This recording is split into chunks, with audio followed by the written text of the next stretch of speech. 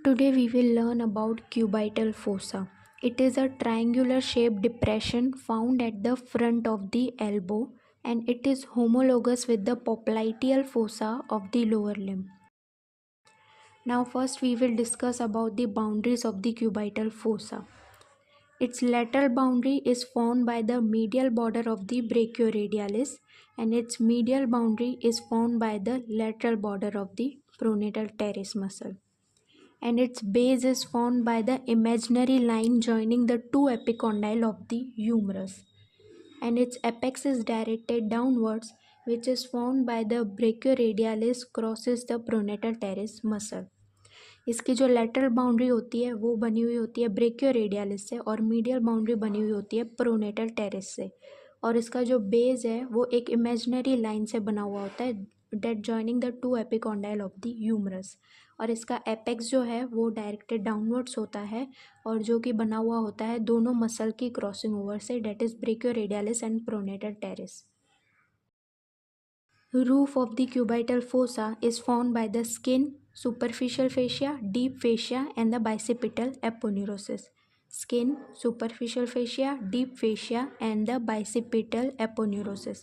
अभी इसकी जो superficial fascia है उसमें 3 वेन्स आती है, एक बेसिलिक वेन, एक सेफेलिक वेन और एक मीडियन क्यूबाइटल वेन.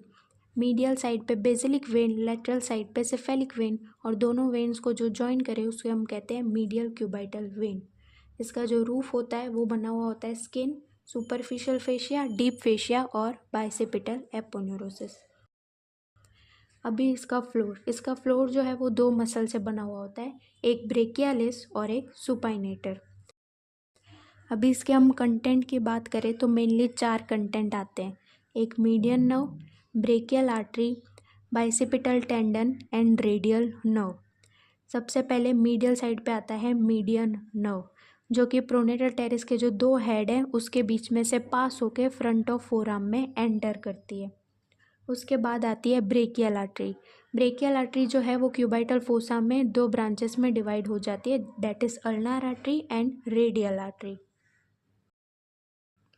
अभी रेडियल आर्टरी जो है वो क्यूबाइटल फोसा में एक ब्रांच देती है जिसे हम कहते हैं रेडियल रिकरेंट ब्रांच.